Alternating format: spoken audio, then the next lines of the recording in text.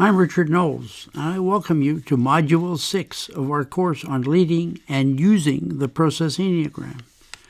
We've come quite a way together in this course, and in this last session I want to talk about the lessons we've learned and about harmonizing the natural processes of self-organization and doing. But before doing that, I want to share several testimonials from people who know and have experienced this way of working. Tom McDaniel, who is working in high performance and with Eric Hodnagel's Safety 2, says that Dick Knowles has the most effective process for understanding and measuring leadership and its advancement. His knowledge on this subject is outstanding. He brings clarity to what many are already doing in an ad hoc method, but by seeing this relationship distinction, he can only help you and your organization move further along. I know he's written several books on this and has helped many organizations to succeed. I introduced Tim Dalmo to the Process Enneagram in 1996. He immediately grasped its importance and has been using it as a key part of his consulting business ever since then around the world. And Tim says, "I'm honored to be a colleague of Dick Knowles. I've been with Dick as he uses this approach in safety leadership and business performance leadership. I have used Dick's Process Enneagram, in companies and communities around the world, with groups as diverse as coal miners and steelmakers, to lawyers, accountants, and those charged with shaping the future of South Africa for the next 20 years. In every single case, I've seen results achieved that would be unheard of using other processes." I've worked with Paul Avey, the CEO of Concept Environmental Services in Brisbane, Australia, for over 20 years. Paul's a terrific leader and has found that using the Process Enneagram is an effective way to not only improve safety performance, but also the organization's total performance. Paul says, "I've known, admired, and have been mentored by Dick for over 20 years. The leadership work, particularly the Process Enneagram, that he has developed over many years of research and application globally, is a powerful, elegantly practical way of achieving cohesion, alignment, and continuous improvement among teams. It's particularly powerful in improving the safety culture of organizations. This safety improvement inevitably leads to cost reduction, quality, and efficiency improvements. I strongly recommend that leaders who have a passion for moving away from a command and control style of leadership to a more powerful systems-based approach should talk to Dick. It significantly improved my development as a leader and will help others who have the right desire." I want to quickly review my own journey for you because I think it was important for you to understand this as you may begin your own journey and can get some ideas from the things that I learned together. And this all took place mostly at this plant in Bell, West Virginia. This was the DuPont plant. It's now owned by Chemours Chemical Company. Over the course of my almost 8 years in working with the people there, we learned an immense amount about organizations as living systems and the importance of harmonizing the natural processes of self-organization and doing. When I first arrived as a new plant manager, I found an organization that had lost its way. Safety, quality, cost, and customer service performance was awful. Interpersonal behaviors were very dysfunctional. Things like bullying, harassment, and lying were making things very, very difficult. I came into Bell as a strong top-down manager. This was the way I'd learned to lead in DuPont in my previous assignments. I felt I had to drive the people to get things done. Trust was low, and there was a lot of dysfunctional behaviors that I mentioned. And progress was slow and difficult. We were moving, but it felt like 2 steps forward and 1 step backward. The safety and environmental performance and earnings were awful, and I grew more and more unhappy with myself, and I had to do something to change. The first year was a tough one for all of us. I also had to move from the cul-de-sac where I first rented a small house to an apartment at a more public location, since I'd received some threats and did not want to get trapped in a poorly lighted area. However, there were some groups in the plant doing quite well. The best performing groups in the plant were the fire brigades. Each shift had a fire brigade made up of operators and mechanics who volunteered to serve. They were well trained, they practiced their drills, they went to fire school, and they were self-managed by the shift supervisor on each shift. Working with the people, some making progress more than others, it was a struggle, but we were making some progress. And then we had a fire in our vaso production unit. Having a fire brings an intense focus onto what we're doing. We had to get it out with no one being hurt. We had to investigate and identify the cause. We had to tear out the damaged instrument and electrical lines and other damaged equipment and get back into production. We had only 3 weeks of inventory, so we had to move quickly. Everything changed in an instant.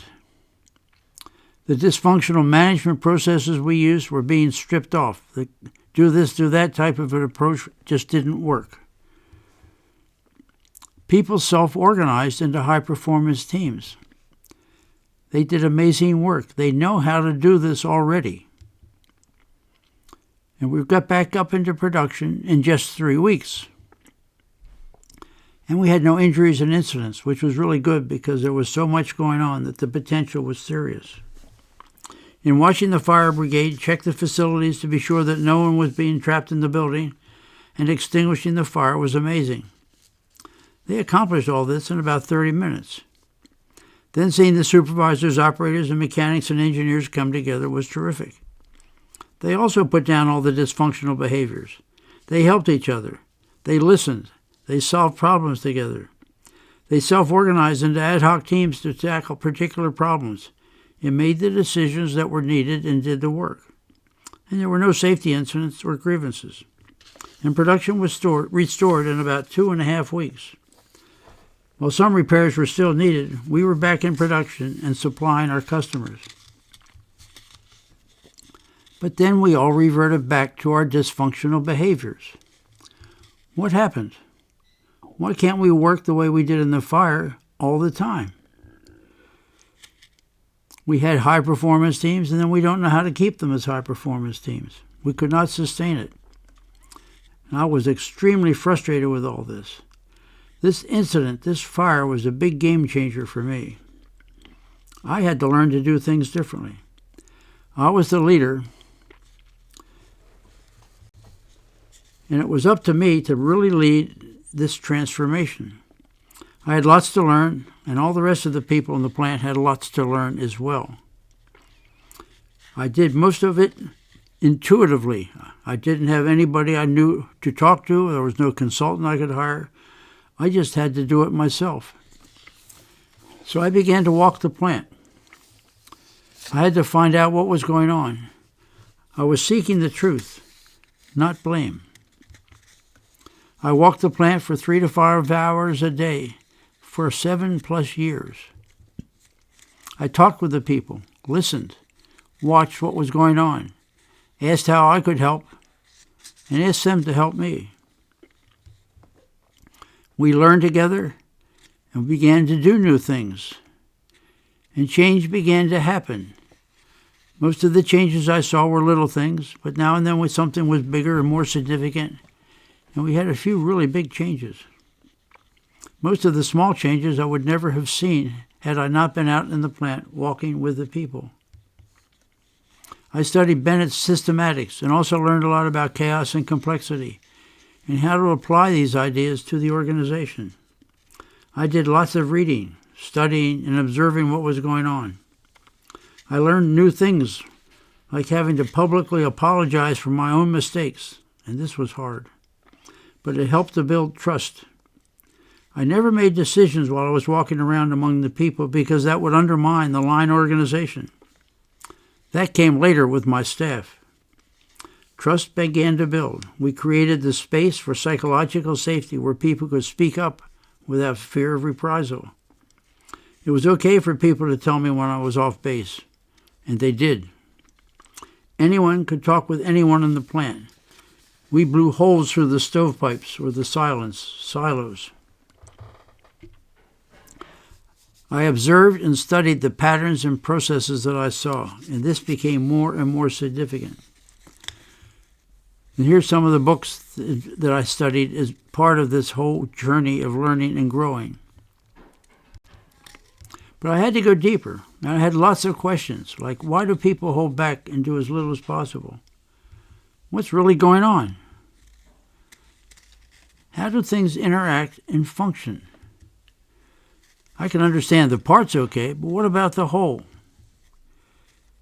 What are the hidden things that I'm missing? What am I not seeing or hearing or learning?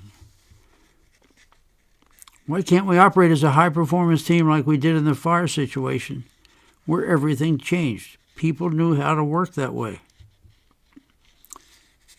In all the studying, I was beginning to learn about natural systems and began to wonder if that's what we had to move toward. How can I see the whole and the parts all at the same time? During the first 2 years, trust was building, and we all were learning and sharing information more and more and more. And the payoff was amazing. Change began to happen, as I said. At first, there were just little things. Bigger changes began to show up. And within just 3 years, our injury rates had dropped by over 96%. And the people sustained this world-class performance for 17 years. Our total emissions to the environment dropped over 95%. Productivity went up about 45%. And earnings rose about 300%.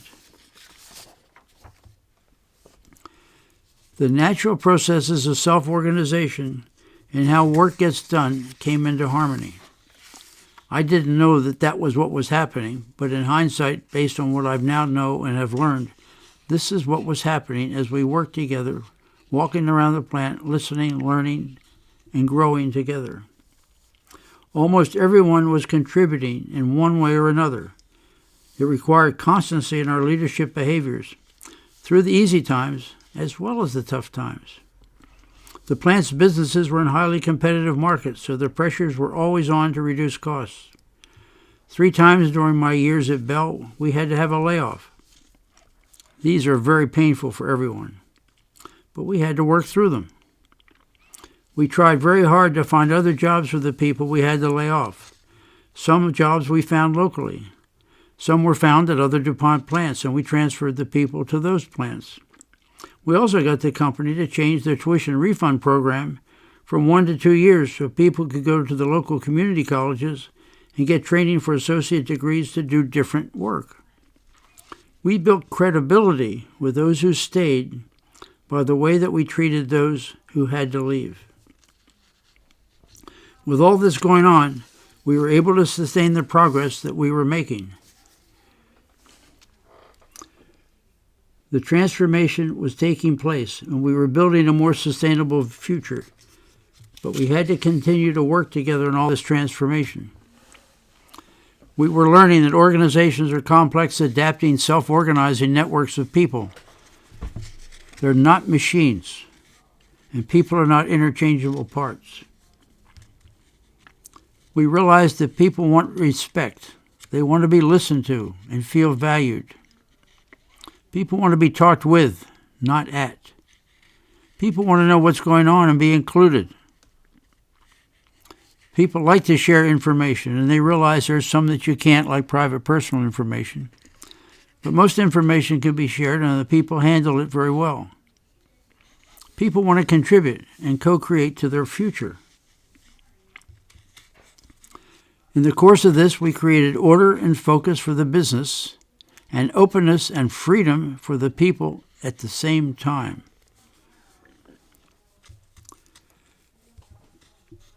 We discovered the power of the process Enneagram as we learned. As I said, we had no one to teach us. We just had to learn this together, and so we kept on learning. We discovered the process Enneagram as a meta model for inclusive generative dialogue. It's models within models. Its use with people results in solving complex problems and releasing great energy and creativity. It reveals the hidden patterns and processes of how and why things work as they do.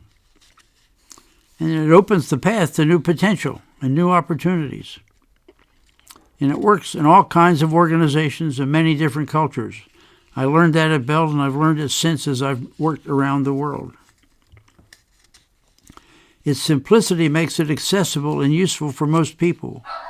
We've used it for people in groups ranging from those who couldn't read or write to college professors. Everybody gets it. It's simple and accessible to all of us. We learned a lot about chaos and complex adaptive systems and found that John Bennett's work was so important for us. We also found that there was no training programs needed. Nothing new had to come in. We didn't need any new computer programs, and we didn't need new capital investment.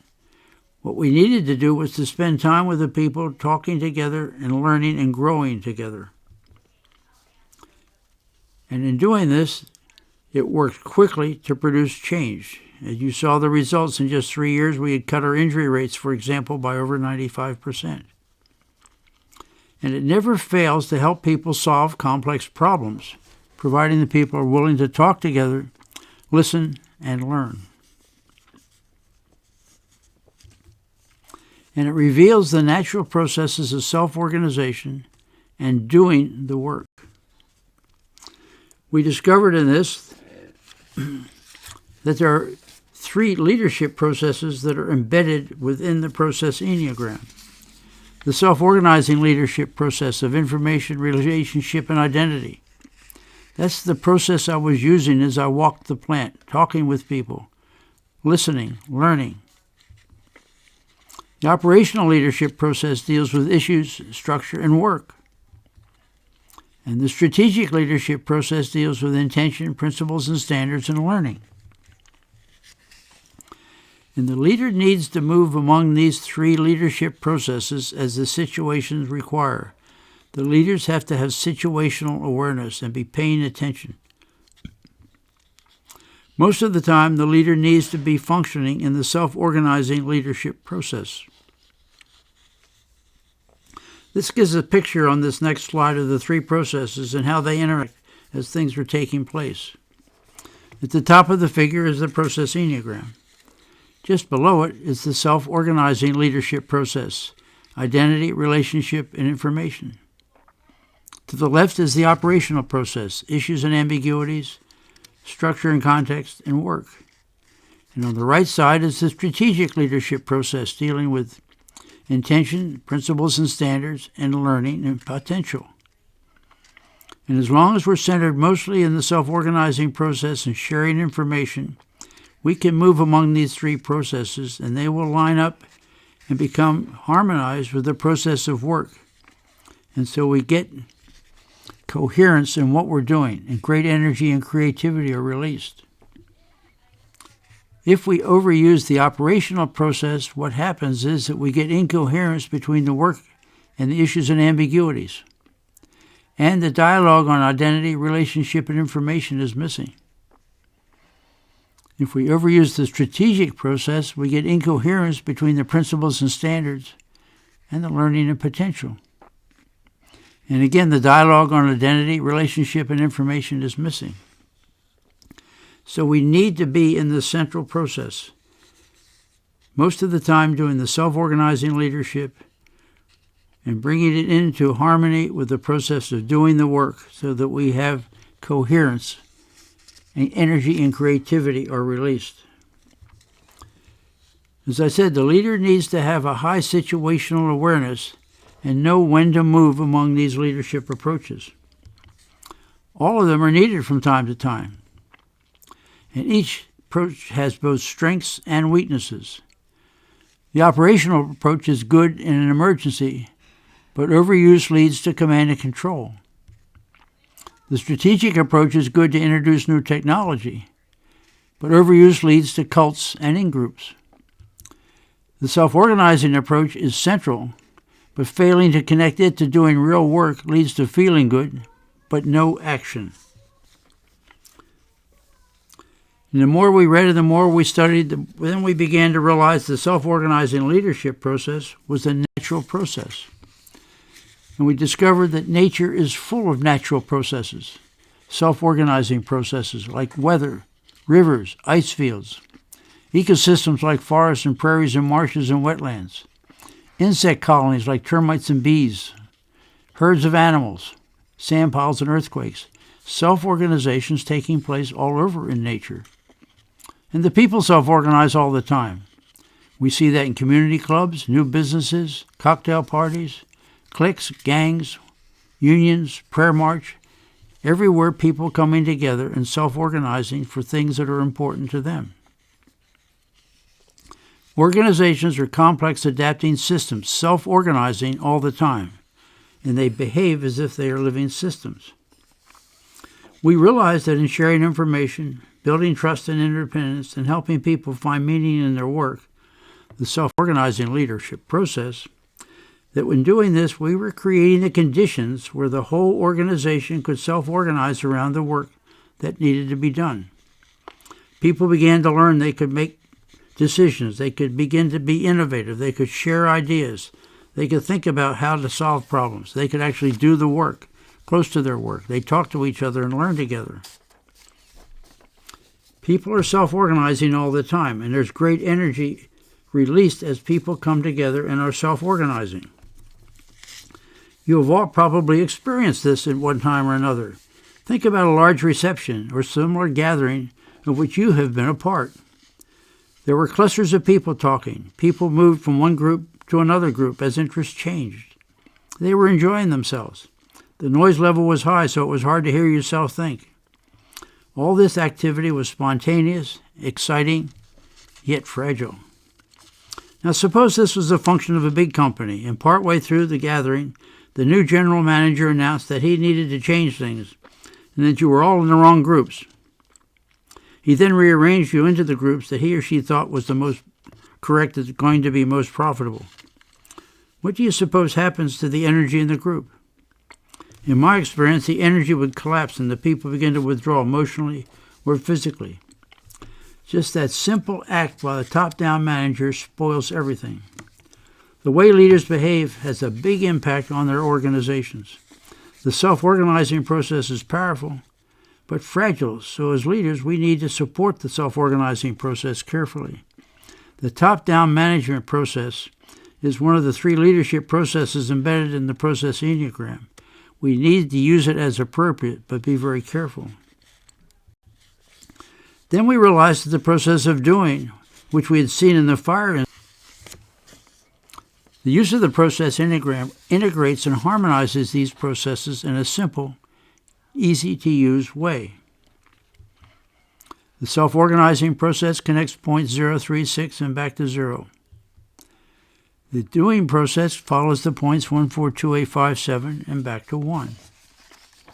These dynamical processes interact, continuously forming a learning cycle and building sustainability. Here's the process Enneagram figure. These things are in it and they're going on all the time. As we said, we begin with a question, and then we have a dialogue with the people in the group, using these 9 questions to talk about what's going on and learn and grow together. In the course of that, new ideas begin to emerge. The processes of self-organization and doing the work are embedded and operating together all the time. The key to success in using the natural process of self-organization and harmonizing it with the natural processes of how work takes place, and we do that so that the organization can fulfill its vision and mission quickly and effectively. The process Enneagram is a meta-model that brings these natural processes together in a simple yet powerful way. In using this tool, both dialogue and doing unfold together in a dynamical way. And the whole, the parts, and the interaction of the parts are visible. The more that we worked with the process Enneagram, the more we began to understand why it works so well. The natural processes of self-organization and work, the doing, are integrated and coherent and harmonized. It's co-created by the people in the system. They join up. It's a disciplined, integrated process of dialogue and doing. They're running simultaneously all the time. Yet it's easy to use, it feels right, and it makes sense. As I said, I think we know this at a deep level. And when the management processes get stripped off the top-down processes, these processes surface and they feel good. Meaning, trust and action emerge, releasing energy and creativity. It engages the natural energy of the nature, like an expert canoeist running the rapids of a river, drawing energy from the water, and then successfully negotiating the swift water as he runs the rapids. We can draw the natural energy of the systems and use those to make us stronger and more effective. Now I'd like to take a quick review of the major ideas that we introduced during this course of leading and using the process Enneagram. You remember this chart where Tim Dalma talked about the process Enneagram is a focused, disciplined, dialogical process, helps people to solve complex problems, builds the social connections they need, and releases the emotional energy and commitment to do the work, all at the same time. And you remember that Beverly McCarter and Brian White talked about the process Enneagram of being the link between complexity theory and practical application. When people are self-organizing in the system, one of the things we can become concerned about is people self-organizing in different directions. So there's a need to hold the system together so that it doesn't shatter. And we do that using this metaphor, the bowl. It brings in the soft stuff of the organization that we've talked about and the hard stuff. We bring in the principles and standards. We talk about the things that we need to meet with safety and customer service and whatnot. We share that with the people. As we walk around the plant talking with people, we're building this bowl. Within the bowl, people have the freedom to learn, to grow, experiment, to make decisions, to try to do new things, and actually to do the stuff close to their work. And the bowl provides order and focus. So we can have both order and focus and freedom at the same time in our organizations. Another way to look at this would be to use the metaphor of a playing field. And people need to know the edge of the field and know where the game is played. And they play on the field. And the managers are a bit like the referees who make sure people are playing by the rules that they have created and everyone is working together. But on the field, the people play and do what makes sense close to their work. Another thing we talked about was a way to measure things to improve the decisions so that they are more sustainable. Every time we want to make a decision, it needs to be considered. Is it more sustainable? Is it going to help us or not? So I set up these 6 ratios. The numerator of the ratio indicates more sustainability, the denominator less. So one measure we looked at was the decision as we make it, would there be more fluid, more flexibility in our structures, or less? More flexibility usually meant better sustainability. We looked at the roles that people would be playing, and are the roles by making this decision more flexible or less? More flexible is probably more sustainable. We looked at whether making this decision would help us to value differences in polarity and paradox. Or was it going to put us into denial and suppression? Valuing these is more sustainable than not. We looked at whether or not we'd have a positive impact on the systems in which we're embedded. That's probably more sustainable than having a negative impact on our environment. Were we self-reflecting and self-remembering? Were we taking times to think about these things? That was probably more sustainable than sleepwalking. And were we open to and acting on future possibilities and potential? Or were we closed to that? Being open to these is more sustainable than being less open. And then we figured out a way in which we could measure these things and give them quantitative numbers. This was a very subjective analysis, and it's a leading indicator that we used. This chart shows how we use it across the whole time at which I was at the plant in Bell, West Virginia. Each change we made, we evaluated using these 6 ratios, and we looked at each changed from three dimensions. What was the impact on the people? What's the impact on how they're going to work together, their skills? And what's the impact on the business? And you can see we started rather slowly in 87. Speed began to pick up. In 1992, our impact on... And you can see on this chart our total recordable injury frequency rate and how it changed during the course of the time. When I came into the plant in 1987, our injury rate was about 5.8. Using a hard top-down process, we drove that down to about 0.7. And we were using tools like John Cotter talks about in his book, Leading Change, that he published in 1995. We then shifted to teams and used partner-centered leadership, the kind of things we've talked about in this course. And our frequency rate dropped down to about 0.3 or better and stayed there. And at the same time, earnings were going up, productivity was going up, and emissions were going down. So these qualitative metrics that we talked about as our leading indicators translated over into having very solid, strong quantitative metrics to show that we were really making the right decisions.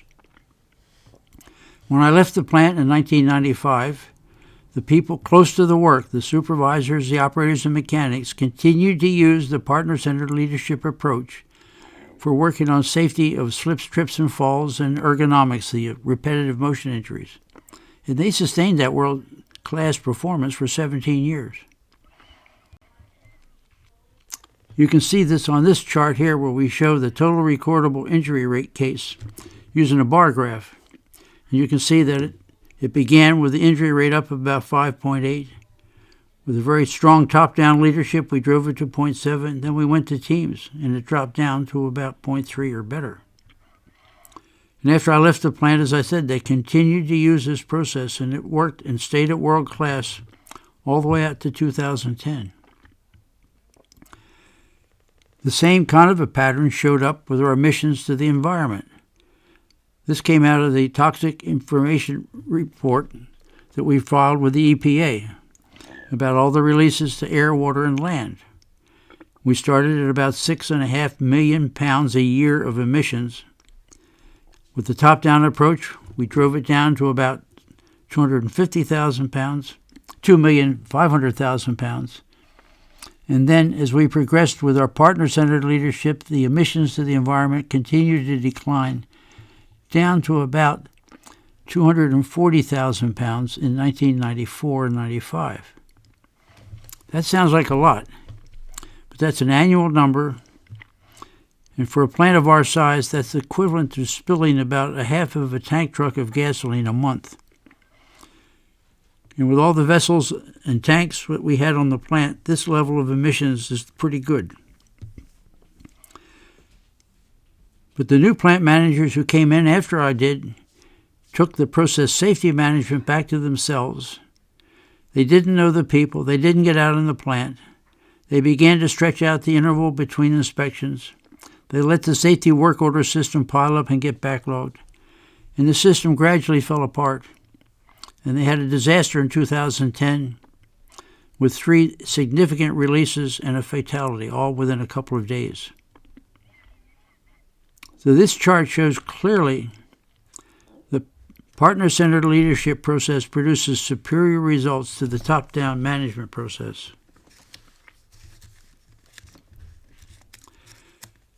We also spent a lot of time taking a look at the tension between the organizational side of things, where we're doing the hard stuff, the engineering, looking at the numbers, and the people side of the business, where we're talking about respect and learning and sharing information.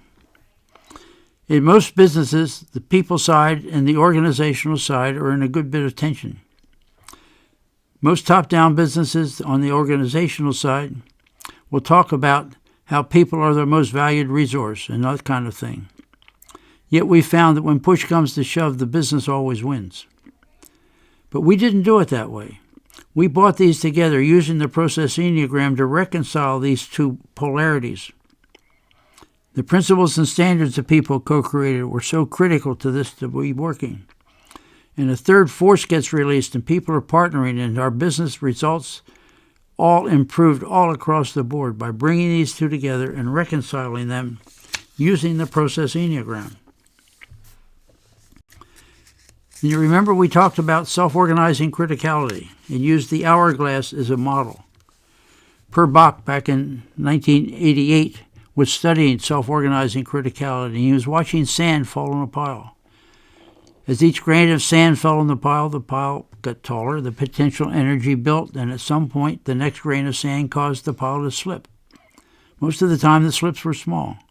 Sometimes they were intermediate size, and sometimes, very occasionally, the whole pile would slip. You couldn't tell when that was going to happen. You couldn't tell which grain of sand was going to cause it. And it occurred to me that maybe there's no difference between a grain of sand on a pile and a purposeful conversation in the organization. As we continue to talk about improving safety or quality, the energy builds around those ideas, and at some point things begin to shift and to change. And we created the Dynamical organizations theory. Organizations are complex, adapting, self-organizing networks of people. We use complexity tools to develop clarity, focus, and a pathway for change. The process Enneagram is the dissipative process. That is, information is flowing in and out. It's an open system. We created the bowl, which is a strange attractor that holds the system in providing both freedom and order. We use the sustainability ratios as qualitative leading indicators, and self-organizing criticality that showed us how things worked and how change actually takes place. It created openness, sharing of information, synthesis of new ideas, new thoughts, and the emergence of powerful ideas and things we could do to move forward and get better, one conversation at a time. We talked about the qualitative metrics that pointed to building more sustainability, and looking at the quantitative metrics to show that the results really were excellent. We use this approach in all our work. It never fails, providing people are willing to talk together, to listen, and to learn.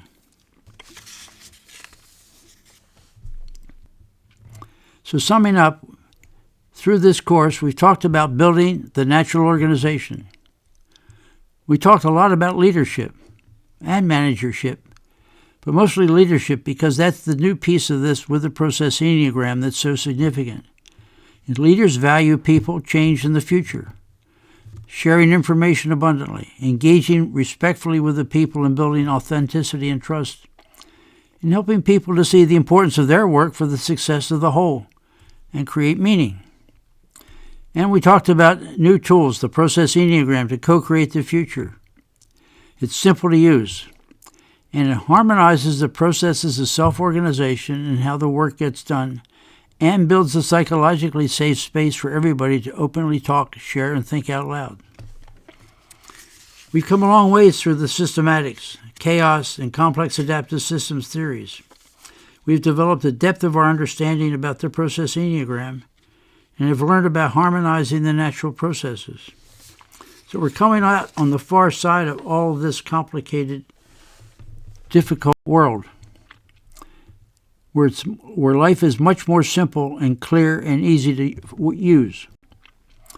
When I first started my career, we lived in a simple world with Newtonian laws that governed things. Cause-effect was the way we operated, and we would, in a safety incident, look for a root cause.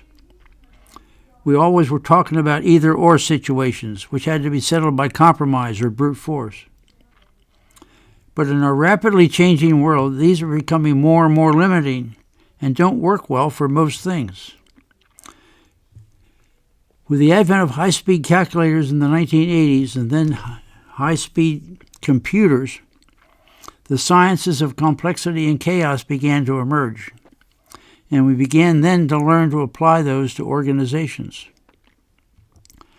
Back in 1982, Mandelbrot, a mathematician at IBM, discovered what's now known as the Mandelbrot set. He had an equation like the one shown on the left.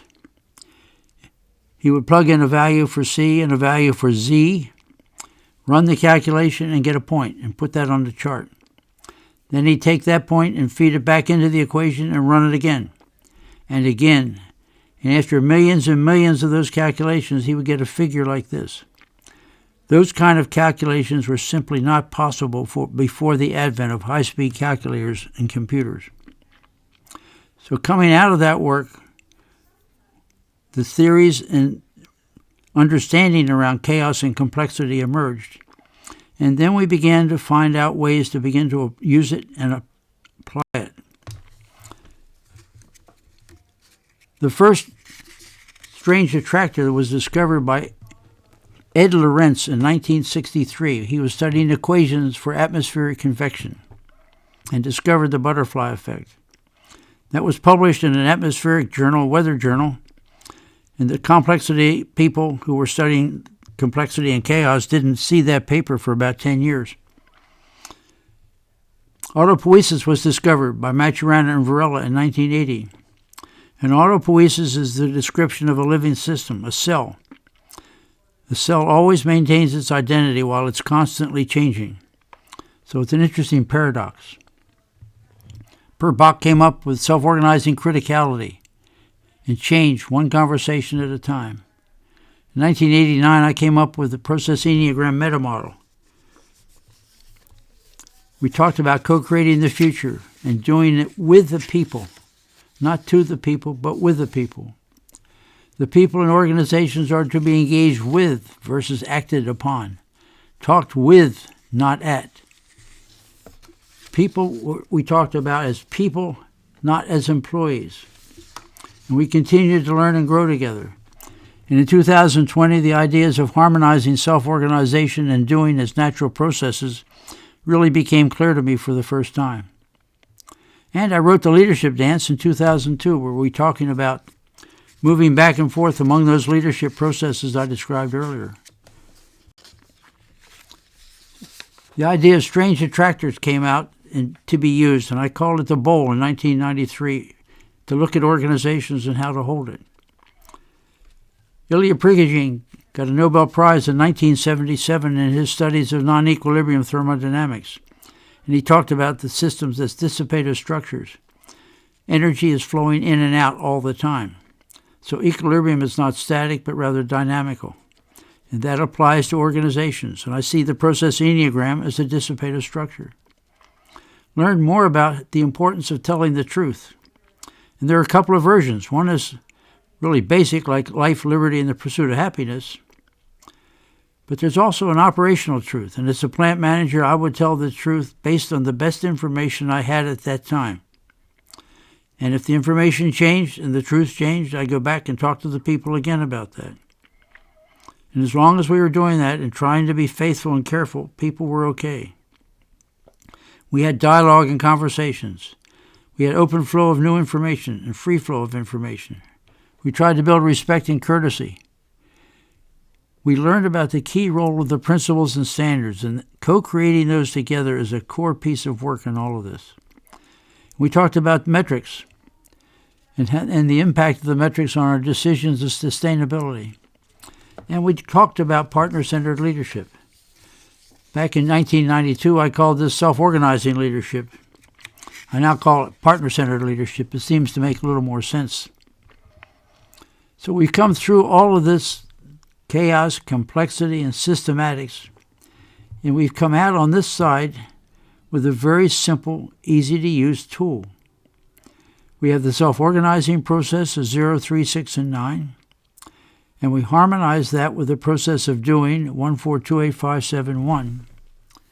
We begin our conversations with an important question, and then talk about that question from these 9 perspectives. And coming out of that dialogue together, new ideas, new things emerge that we didn't know, and we begin to learn how to solve the problems together. So we have a very simple tool that all of us can use that works well in all kinds of cultures. I've done it in many, many different cultures over the last 35 years. And this reminds me of a comment that George Gurdjieff made. In order to know all, it's only necessary to know a little. But in order to know a little, it's first necessary to know pretty much. So as you use this progress Enneagram, it's important that you understand some of the depth behind it so that you can use it effectively and well.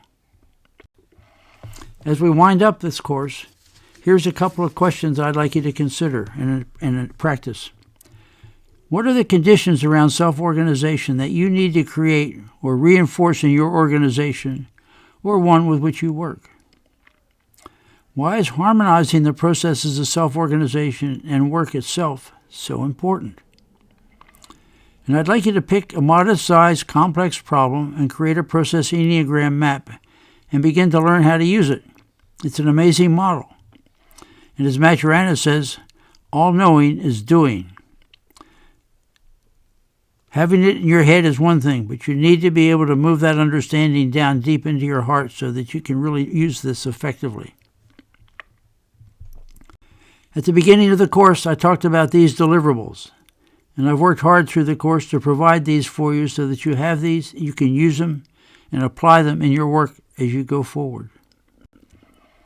Thanks for participating. For inquiries, please send us emails at richard@rnknowlesandassociates.com. We do process Enneagram workshops, online for small groups. We have phone consultations, and we have a process Enneagram accreditation program. So if you're interested in any of these things to follow up and learn more and go more deeply, please give us a call. Thank you very much.